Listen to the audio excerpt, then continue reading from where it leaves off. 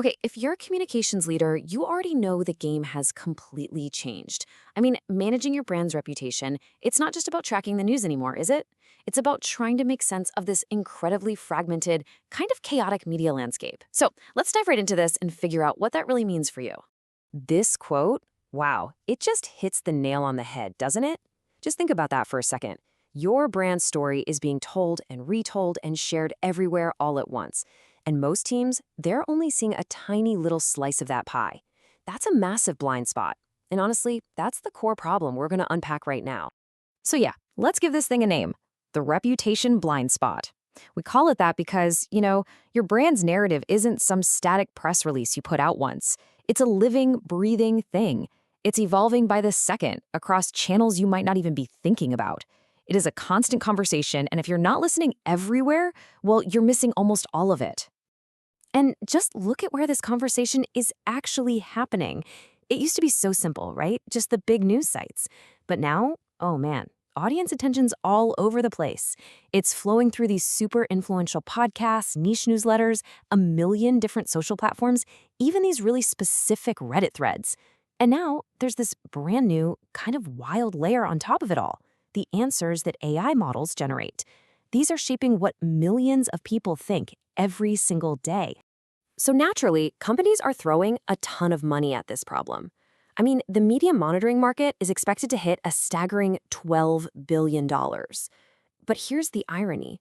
All that spending, all those fancy tools, they don't automatically get you better intelligence. A lot of the time, more tools just create more noise, making it even harder to see what actually matters. Which brings us to a really important point. Why are the old tools failing us so badly? Well, the simple answer is they were built for a media world that just doesn't exist anymore. They're trying to use 20th century logic on a 21st century problem. And the result is they take all these new subtle signals, and instead of making things clearer, they just crank up the volume on the noise.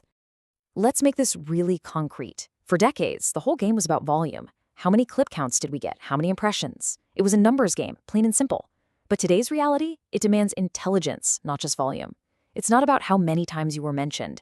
It's about what is the story being told? What's the feeling, the sentiment inside that story? And maybe most importantly, how is AI taking all of that and summarizing it for the world? And this old way of thinking, it leads to some really big mistakes. Thinking that all coverage has the same weight. Chasing the number of mentions instead of the quality of the narrative. And probably the biggest blind spot of all right now, just completely ignoring that AI layer. This old school, reactive approach, it's like trying to navigate New York City with a map from 1970. It's just not going to work. So that brings us to the million-dollar question, doesn't it? The one every communications leader is asking. With all this data flying in from all these different directions, how in the world do you pull it all together into a clear, actionable signal? How do you create a score that actually helps you make smart decisions? Well, the answer starts with a pretty fundamental shift in how you think about all this. It's about building a totally new kind of reputation scorecard. And no, this isn't just another dashboard with a bunch of charts.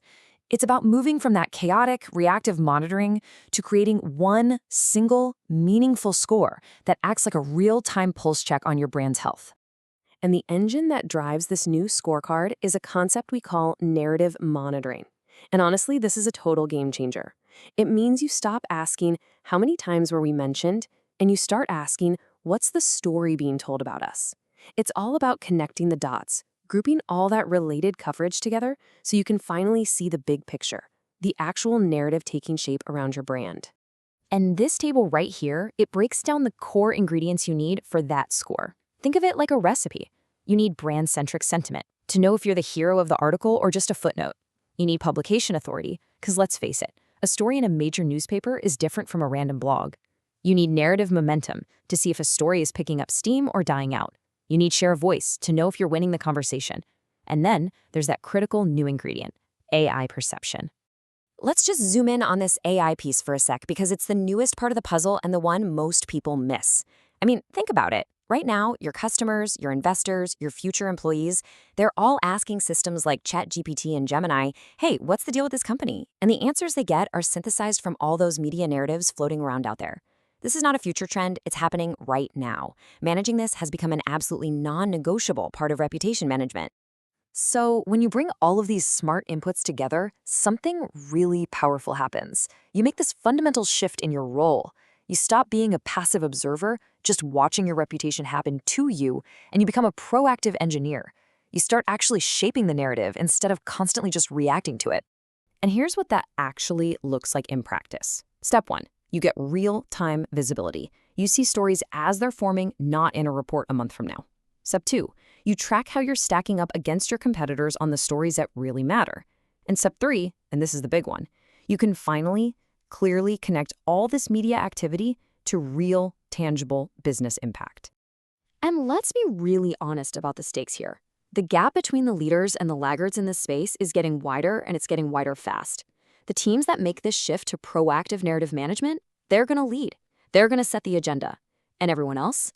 They're going to be stuck in this constant, exhausting, and ultimately losing game of catch-up. So this is the new imperative. You can't just be a spectator to your own reputation anymore. It's time to stop counting clips and start shaping the conversation. It's time to build, to shape, to truly engineer your reputation with real intelligence and strategic action. So if you're ready to make that shift, to go from just observing to actually engineering, and you want to see what this all looks like in action, I'd invite you to learn more. You can book a demo over at handraise.com. See for yourself how this kind of real-time narrative intelligence really empowers leaders to take control of their brand's story. Thanks so much for watching.